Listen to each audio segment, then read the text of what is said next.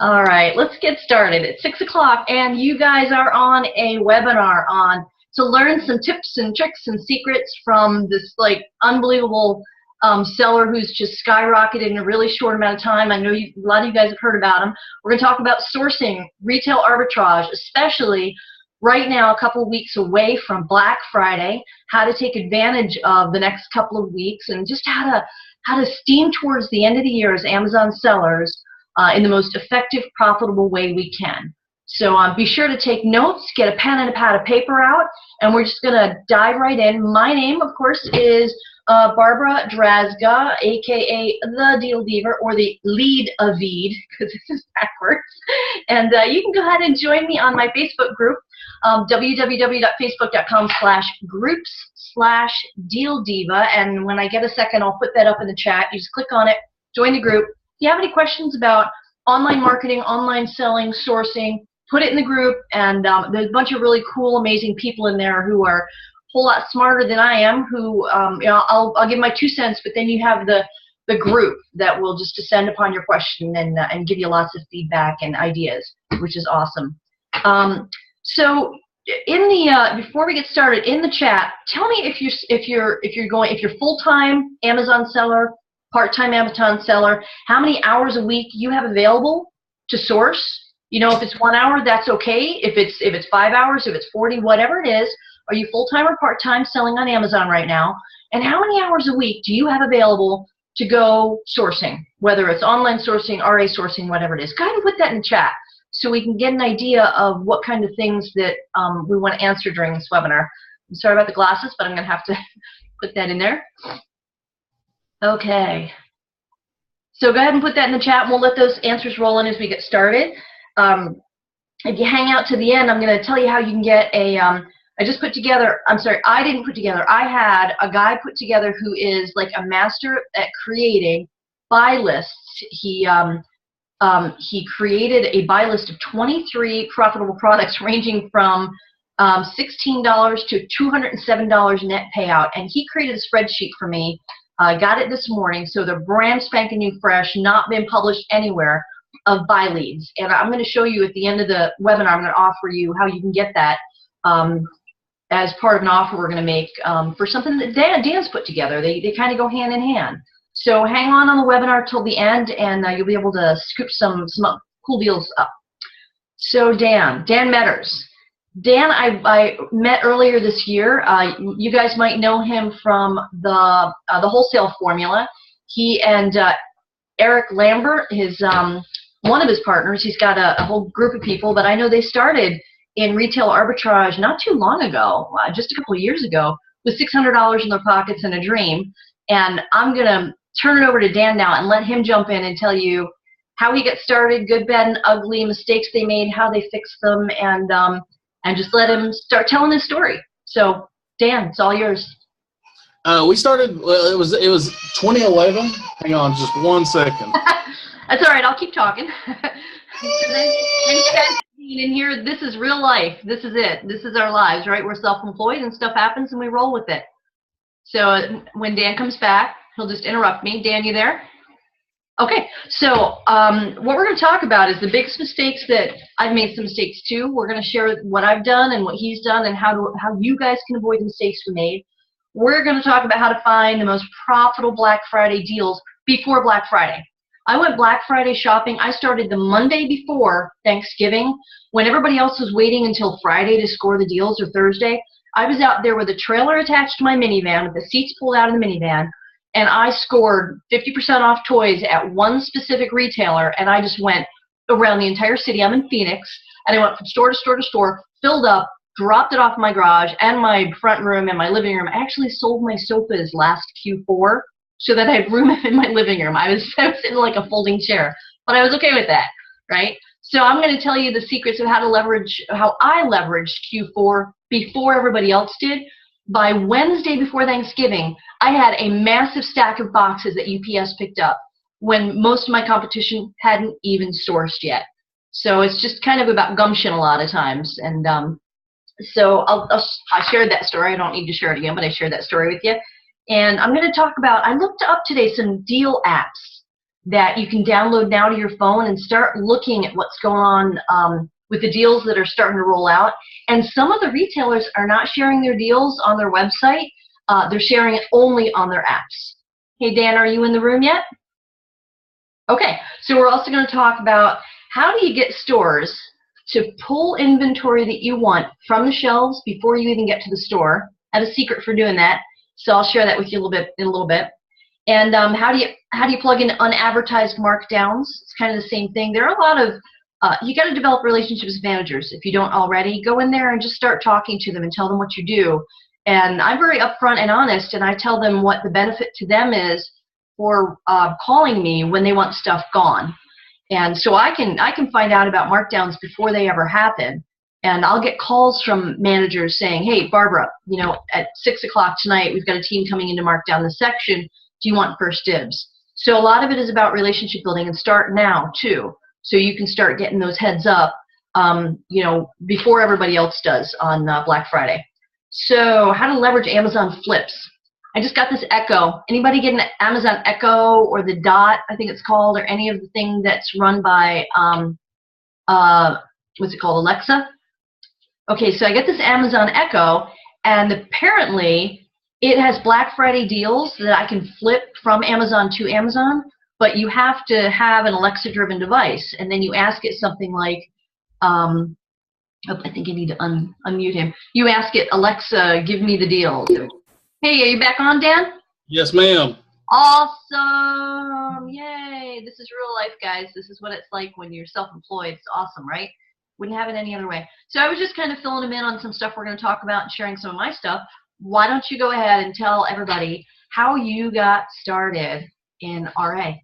It was really awkward whenever we got started. We really didn't mean to. It was 2011, and we were kind of just, one of our buddies had told us about retail arbitrage. We didn't believe it was real, and we decided we would waste $600 testing this out, and did really, really, really well. We were both happily employed, had great jobs, and whenever we started, it was just, you know, we sent in our first shipment. It sold. It was like, whoa, this is crazy, like unbelievable.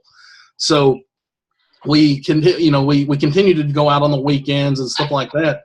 And within a few months, we started maybe like August or something. Within a few months, by December, we had done $60,000 in sales in December alone, and decided to make the jump to full time. And we always had wanted to scale. Like our goal was to really scale our business. But whenever I quit my job, my wife wasn't very happy about that and didn't want me wasting our savings. So me and Eric kind of had to just bootstrap it off of what the business had generated, which, you know, we did really good that Q4, especially for the time we put in. And we utilized a pretty unique strategy for how we invested our money all year long, and continued to generate cash. And obviously the big time of year for us was Q4. And Q4, both full years that we did retail arbitrage, was more than 50% of our sales, our total sales. Yeah. And we did our first full year, still off that $600. We did $850,000 in sales, and our profit margins were great. You know, it's retail arbitrage profit margins. It's great. Like, so that was super eye opening, and that we did all the things we should do. Like, we scaled a little bit farther. We bought us a cool van, a much bigger van, a newer van that wasn't likely to break down. And we continued to just go out and shop it. And, we focused on, most people always focus on profit margins and stuff like that. Our strategy always has been turn rate. We care that our money is moving. Like, I want my inventory to, I care about sell-through more than I care about the going in profit numbers. We still obviously love great profit margins, but our primary concern is, does this product move? Am I going to get stuck with the product? And that's true today. It was true when we did retail arbitrage, which really, you know, if you look at it from that perspective and you want to grow your capital, like you have to ideally want to make an abundance of decisions, right? Like as a business owner, especially if you think you make good decisions. So if you concentrate on cash flow, that's going to help you do that. Now with quarter four, it gets bananas because everything sells fast. Like everything sells faster. So if you're finding great items, like your margins go up, you're able to sell it quickly, and you should be constantly reinvesting that cash in quarter four too. Like that was one of the big things I noticed. A lot of people, they're more relaxed towards the end of quarter four than they really should be. Like we were quarter four. I mean, it was literally our quarter four lasted until about the middle of February. Oh wow! Every year. I mean, that was because like then you have your January sales and all that stuff. Like as far as like your retail markdowns. Right. But in January, you're also hitting a lot of gift cards. Like, you know, for example, if I bought you a Christmas present, I would have no idea what to buy you. I would buy you a gift card, you know, to Amazon, and that's the way. Chocolate, wine. Fair enough. But what if I choose? You know, what if I don't know what chocolate you like or what wine you like? I would let you choose that on Amazon. Like, so that's that for us. Quarter four was a huge event, obviously. I mean, but like our calendar quarter four was always 50+% of our sales. Yeah. Yeah, I had a fail. I started last September 2015 and started with RA, and my fail was I stopped shopping. You know, I got to December 22nd or 23rd. I got to the point where I didn't know my own name. I was so exhausted, and I stopped shopping thinking, okay, Q4 is over. So I had nothing left to sell in January. So I definitely have changed that mistake. My whole business model is different from what was last year. But I pretty much wholesale and poor man's private label right now. But I've decided I'm adding retail arbitrage for Q4. Because it's just kind of, it's so easy. It's shooting fish in a barrel a bit if you just kind of know some basics of it and you know what you're doing, you know what you look for. So I am adding RA back into the mix. I already have for this year. I don't know if you are, but I definitely am. I mean, we're not like our operation's pretty complex at this point. Yeah. But it's one of those things that. With wholesale, well, like where we're so ingrained in wholesale now at this point, like we're able to continue getting a lot of the products that we buy year round. And right. But if you were trying to jump into wholesale now, it's a bit tougher because a lot of the products are sold out and were sold out months and months ago. So it's more you have to be a little more fine tuned to be able to take advantage of it in quarter four. Yeah. But I mean, ours at this point it's about managing our machine. Because we have the capital, you know. If you're in the stage of building capital, honestly, there is nothing better ever than doing retail arbitrage in quarter four. You can build capital so quickly and so aggressively that it's amazing. That's at this point, for us, it's you know, our game has changed. It's about capital utilization, but as far as building capital, retail arbitrage all day, every day in quarter four is where I would want to be. Yeah, my numbers for my first Q4, and I started learning in September of last year. So I didn't have a ton of experience under my belt. I think my first shipment was 3 rubber chicken squeaky doggy toys as a test because I wanted to, you know, see what it was, just go through the whole process of sending it in. And they sold immediately, and I was so excited. I made like 43 cents, but I didn't care because I wanted to it was, you know, to go through the process. But I was kind of hooked, and I started with about $1,000. You know, it was a bit of an experiment initially. It's like, okay, well, let's see if this stuff works. And with it from November 1st to December 24th, whatever, I generated something like that, 7 weeks.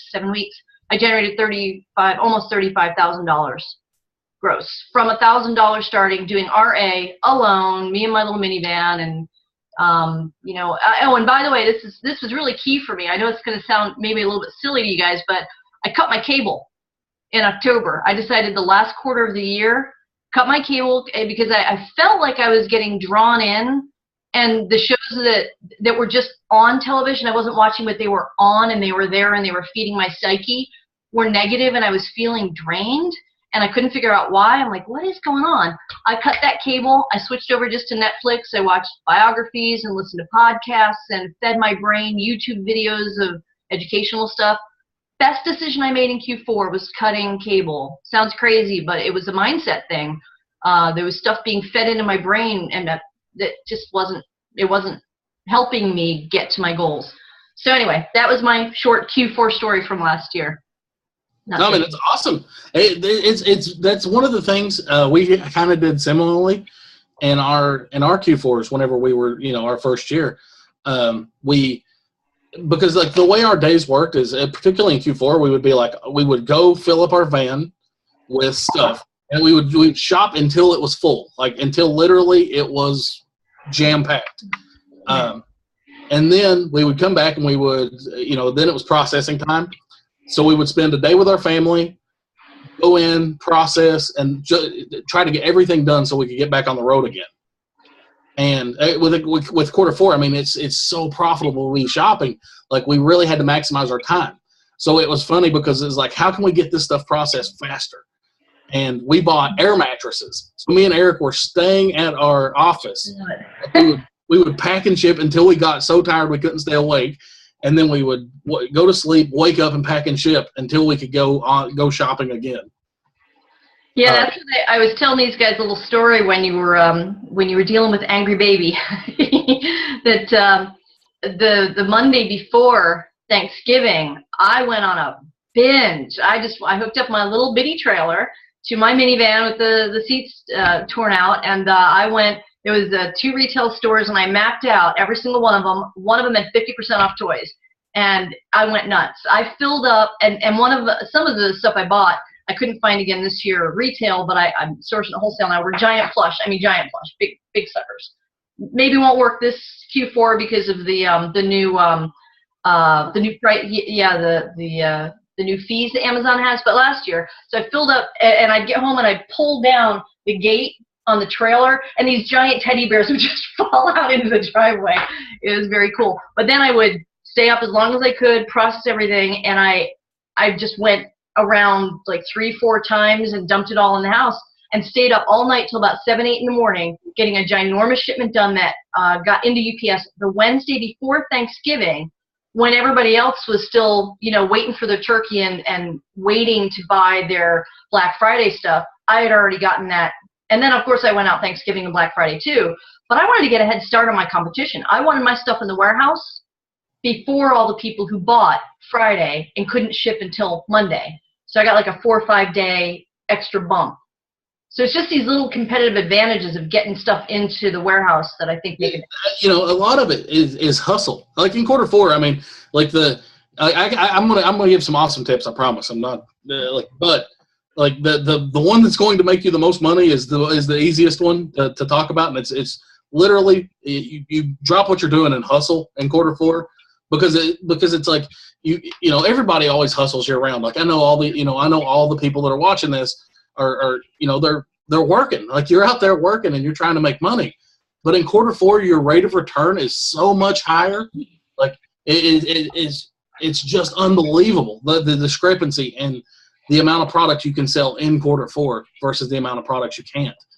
You can at other times of the year. The thing that pays off the most is literally stuff like what you just said, is being willing to hustle. I'm actually super excited this year. I couldn't be more excited, honestly, because this is my first time in maybe 5 years. Yeah, 4 or 5 years. This is the first time that I'm going to be eating Thanksgiving dinner. Like I'm so excited. Like I've not done it because we were out shopping. Like so I can't even imagine what this is, how great this is going to be. Wow. But yeah, I mean that's what it takes in Q4. Like if you want to have like super explosive numbers in Q4, it takes that level of hustle. Like that.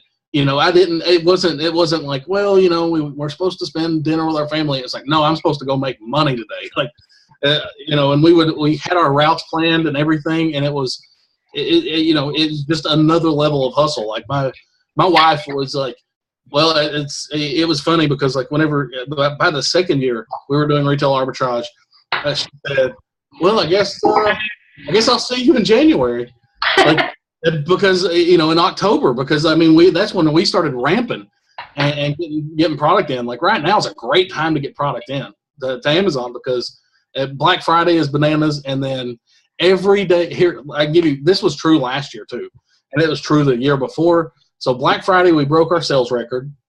The next day, we broke our sales record. The next day, we broke our sales record. The next day, we broke our sales record. Like every day for a week, we broke our sales record. It's just crazy. Like, okay, so Philly too.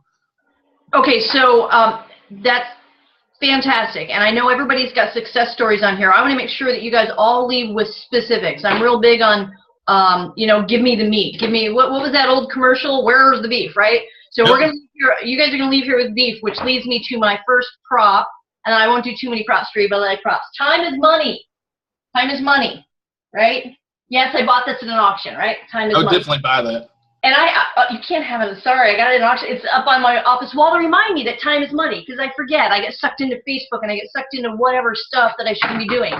So I think some of the stuff that I learned from Dan is planning out the route, doing your research ahead of time instead of just randomly hitting stores. I got lucky last Q4. I did. A lot of it is I just stumbled upon stuff because I was dangerous enough. I didn't know what I was doing, but I knew just enough to be dangerous.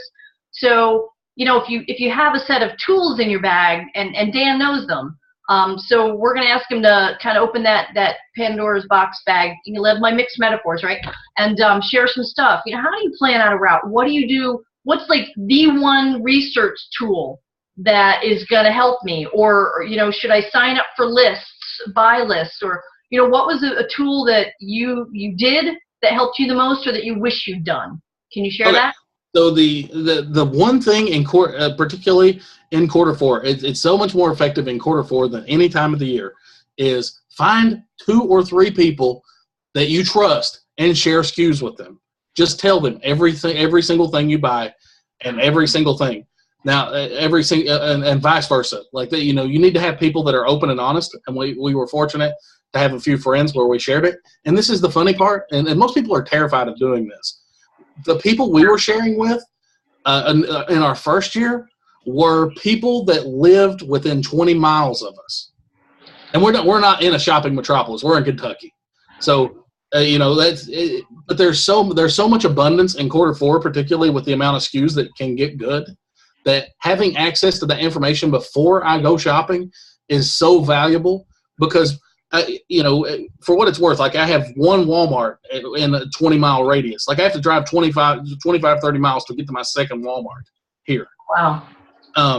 But the fact that we both of us were the groups that we were working with were all sharing that Walmart was completely irrelevant because I was able to go to Walmart. They were going to Kmart, and another team would go to Target, and we would tell each other every single thing we bought.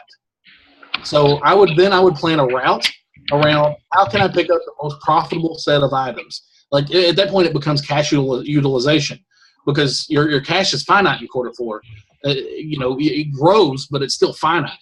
So what you have to do is you have to look at your SKUs and think, okay, so what is the most optimal set of SKUs I can buy, and how can I plan a route that gets me that the maximum amount of those possible SKUs. So whenever we went on a road trip in quarter four, especially, we did a lot less scanning and did a lot more pickup. Like we were going with, I knew every single SKU I wanted to buy before I got there, and then we would scan new stuff. But outside of that, so like our trips in stores were. Getting an echo. Are you getting an echo?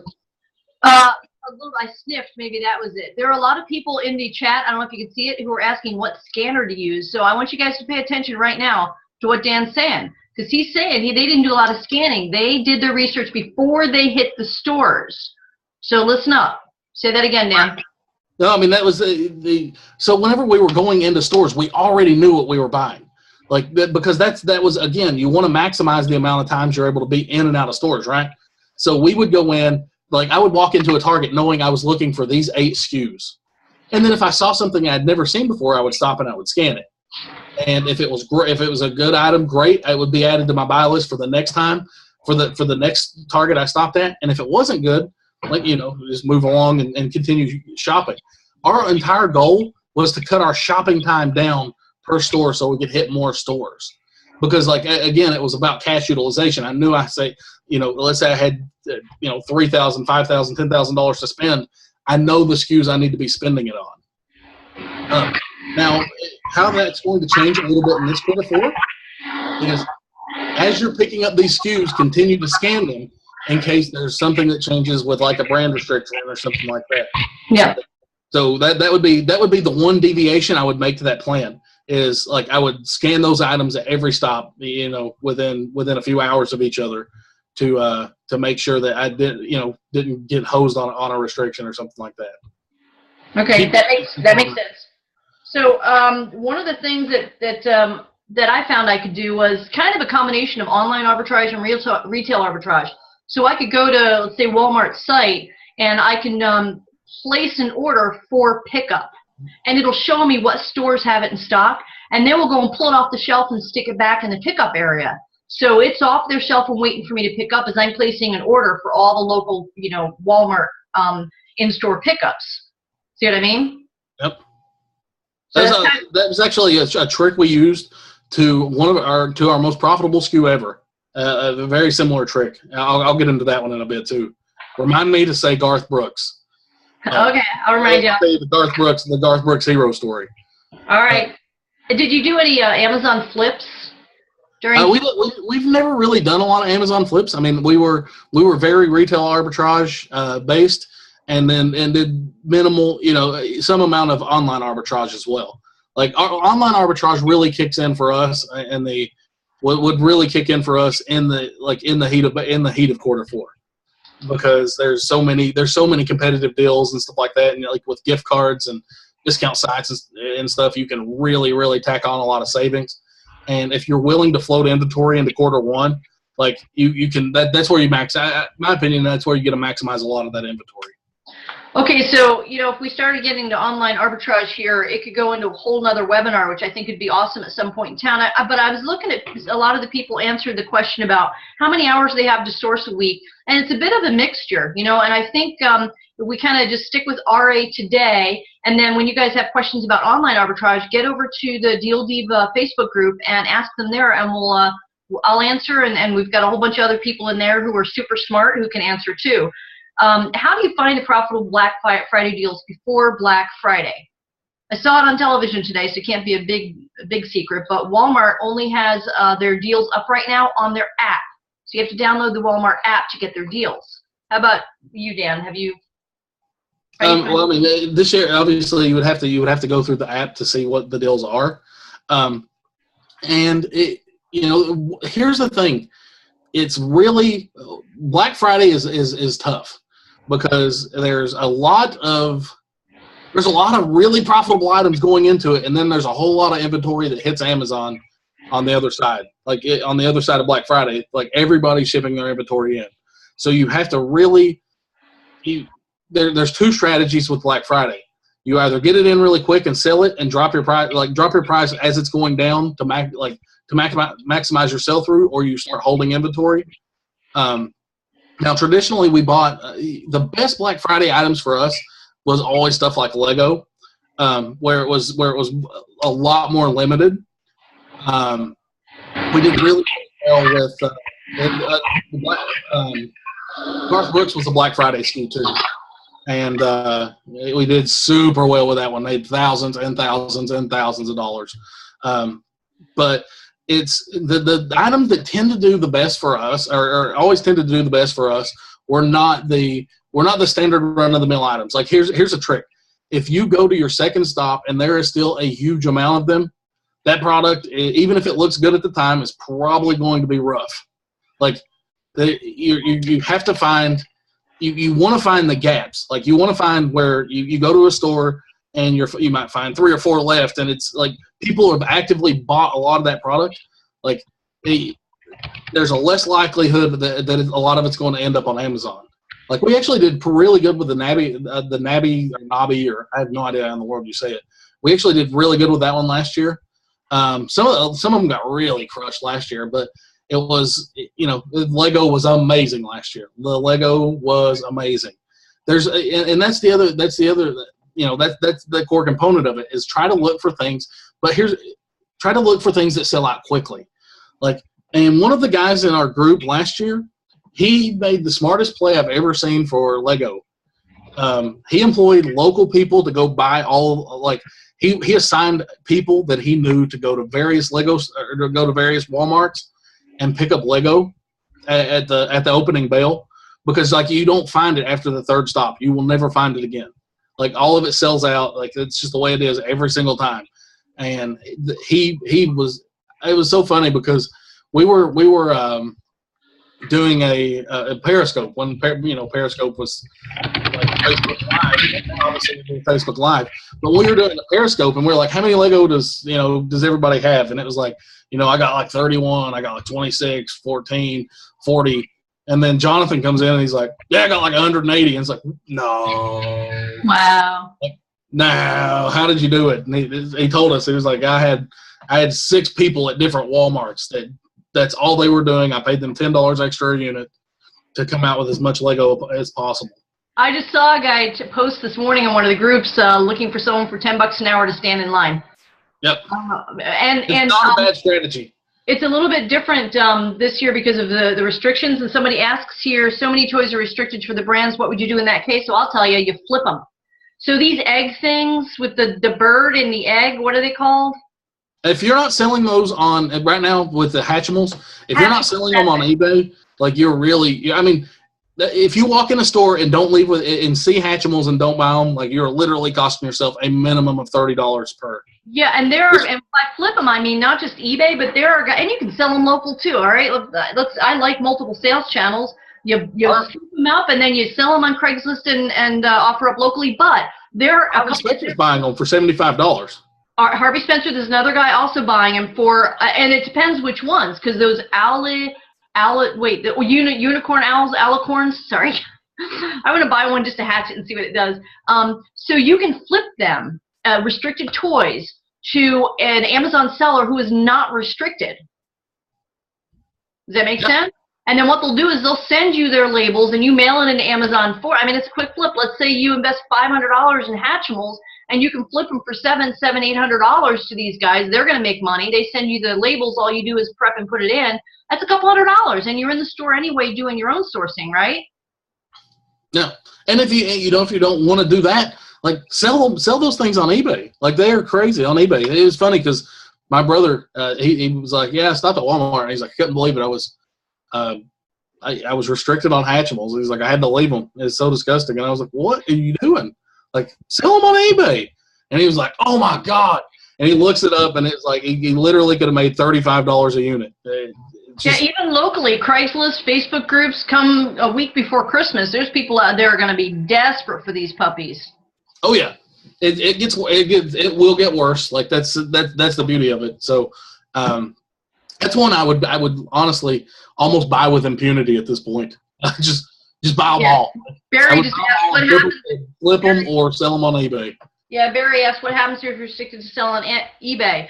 Look, just flip them to another seller, put them on Facebook, offer up Craigslist, get creative. The demand is there. Just put it in front of the demand where you are not restricted, right?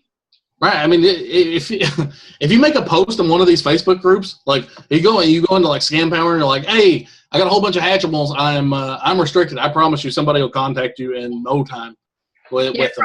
Probably several. And the best places to find those things are, Walmart's obviously amazing. Barnes and Noble is you can find a lot of them at Barnes and Noble too. And sign up for their card because you get not a credit card. It's just their annual fee, whatever membership card, and you get 10% off. Yep.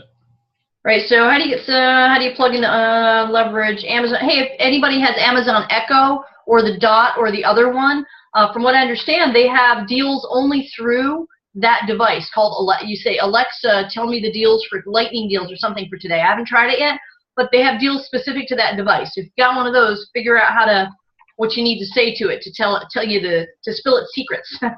You said her name and she came on. It was funny. The little blue light lit up. Are you Alexa? Yep. Okay, that's pretty funny. Alexa, Prime deals. Let's see if it works. No, not working. Anyway, we'll figure that out. I'll post that up. 3 things you must do right now to prepare for the added prepping. Guys, order. Make sure you got enough supplies. I had a big fail and I ran out of tape in 4th quarter and had to wait for it to get here. So go order your supplies. Right. So can you give us like a sourcing plan that we can implement right now? What are 1, 2, 3 things we can do right now to start researching a buy list in order to get started going out and sourcing? Okay, so like I said, I would invest in 2 or 3 friends, and I would share SKUs with them because you're going to cover more ground more quickly.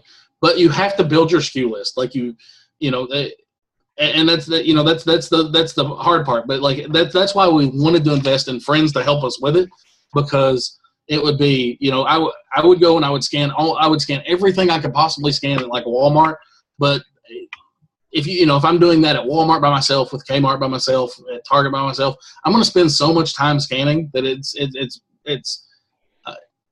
actually detrimental. So really, I mean, get over your fear, invest in a buddy, and share that SKU list with them, and you'll make so much more money by doing that it's silly.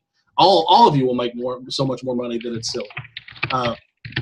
But once you have your buy list, really plan your route. Like look at how you can be most efficient in finding product. Like efficiency matters, and you want to get as in quarter 4 particularly, you want to find as many awesome products as you can, because you're going to be able to sell those products profitably. So really plan your routes, and this is particularly true on Black Friday, because some of the things, like if you find out that if you really believe in certain products and you want to buy a lot of them, plan a route that will get you there accordingly. Like don't just happen into stores. That for us that was the end of the trip whenever we were trying to fill space in the van. If we weren't full, like we didn't happen into a lot of places. We went on a mission every time to buy very targeted SKUs. Hey, can you set up different points in Google Maps? I'm on my phone now trying to Google how to set up like a mapping. Can you do that in Google Maps where you can set up different? Eric always did that. I actually have no idea how he does it. We're going to find out. I'm going to post that in the group for you guys. We're going to find out. I'm going to post it in the Deal Diva Barber group, and I'm going to find out the solution where you can put in addresses and it maps it out for you. Okay? So go join Deal Diva Barbara on Facebook, and I will figure out what that is and post it up by tomorrow. I know you wanted me to share some of the mistakes I made, and what I've learned.